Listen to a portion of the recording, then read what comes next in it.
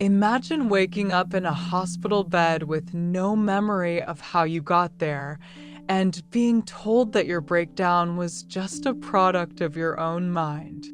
Now imagine finding out years later that your government drugged you, studied you, and left you broken, all in the name of national security. This is not a thriller. This happened. And not to just one person, but to hundreds. This is the story of MKUltra, one of the most secretive and disturbing government conspiracies in modern history. It began in the early 1950s at the height of the Cold War. America was gripped by paranoia. The Soviet Union was experimenting with psychological manipulation. Korea had shocked the world with brainwashed American POWs.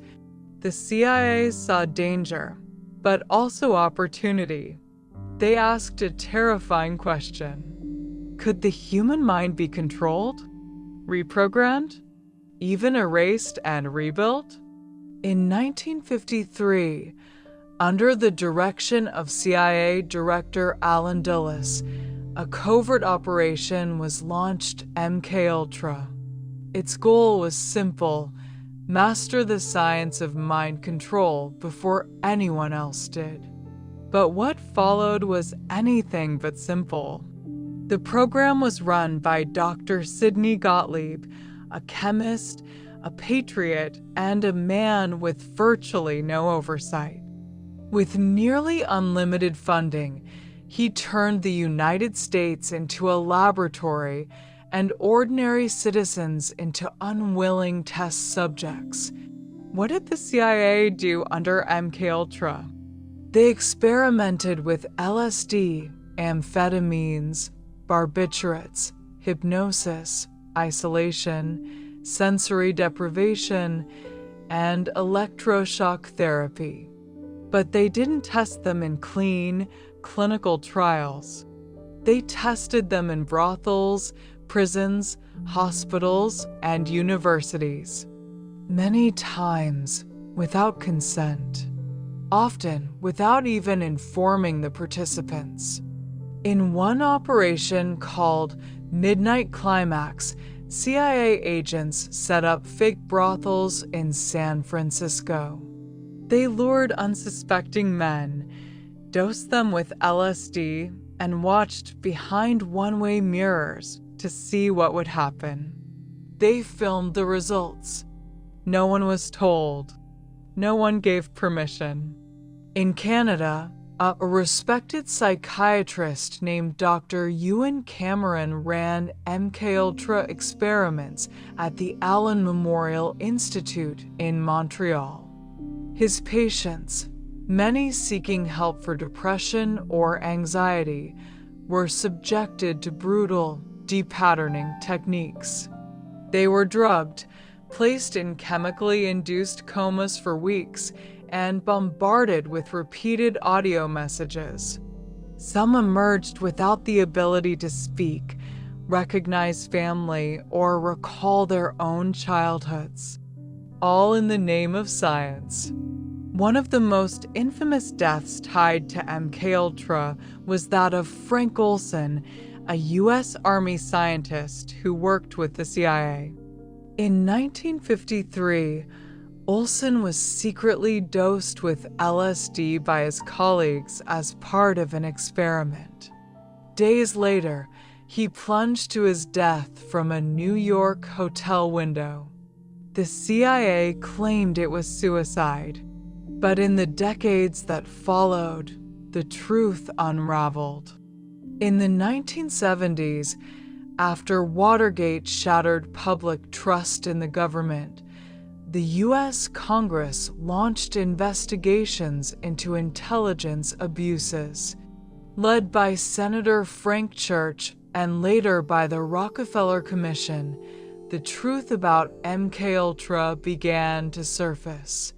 The revelations were horrifying. Over 80 institutions involved. Thousands of individuals experimented on. No informed consent and no accountability. But the full truth? We may never know. Why?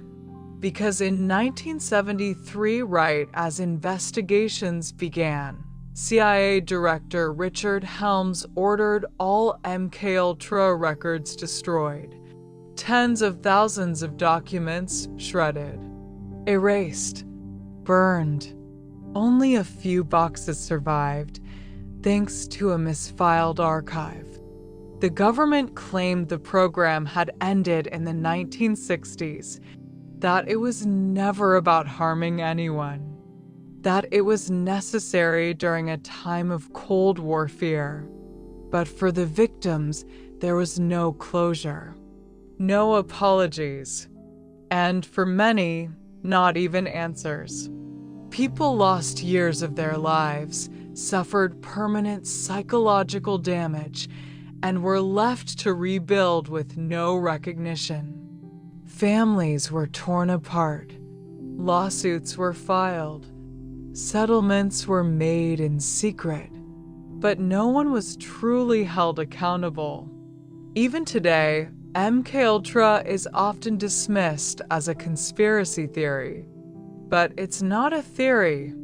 It's a fact confirmed by the US government, backed by declassified documents, and supported by victim testimony. The legacy of MKUltra raises uncomfortable questions. If the government was willing to do this in the name of security, how far would they go today? Could other programs still be running? Under different names? Could surveillance, manipulation, or psychological control still be tools in someone's arsenal? Some believe MKUltra never truly ended.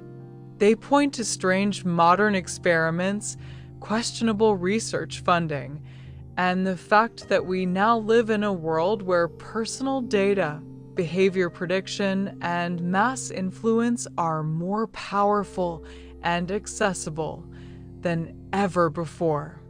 Others simply ask this: if the government had the power to rewrite minds, who decides what gets rewritten? The story of MKUltra isn't just history, it's a warning.